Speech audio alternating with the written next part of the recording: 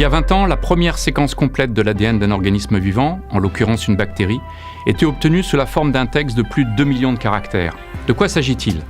Séquencer l'ADN d'un organisme vivant, cela signifie lire la succession des nucléotides le long d'un des brins de la double hélice d'ADN. Prenons l'exemple de la fameuse bactérie Escherichia coli. Le séquençage de son génome produit un texte de plus de 4 millions de lettres. L'impression de ce texte recto verso nécessiterait l'utilisation de plus de 2 ramettes de papier. Que fait-on de ce texte ? La première étape consiste à rechercher les gènes, c'est-à-dire les passages qui portent l'information nécessaire à la cellule pour synthétiser les protéines. Les biologistes connaissent quelques indices sur la présence de ces gènes. Imaginez-vous donc armé de 2 surligneurs et parcourir ce texte à la recherche de ces occurrences. Mais pourquoi vous fatiguer à faire ce travail à la main alors que vous disposez d'un outil exceptionnel pour le faire ?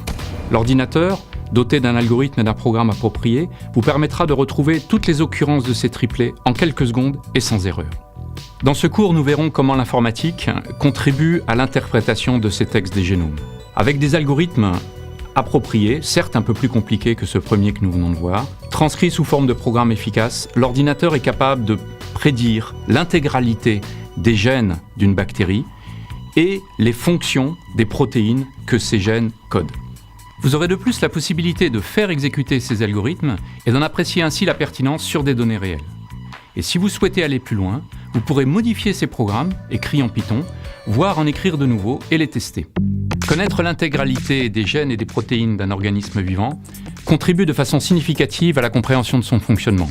Mais au-delà de cet objectif d'accroissement des connaissances, qui à lui seul justifierait l'effort de recherche, de très nombreux secteurs d'activité sont concernés. Vous n'êtes pas biologiste ? Ce cours vous apportera toutes les connaissances nécessaires à la compréhension des entités et des processus biologiques impliqués. Vous n'êtes pas informaticien ? Ce cours se veut simultanément une introduction à l'algorithmique sur les chaînes de caractères que sont les séquences génomiques. Vous n'êtes ni biologiste, ni informaticien. Ce cours est l'opportunité que vous attendiez pour aborder conjointement la génomique et l'algorithmique, ou si vous préférez, l'algorithmique et la génomique. Laissez-vous donc embarquer dans un fabuleux voyage au cœur de la cellule et de l'analyse algorithmique de l'information génétique.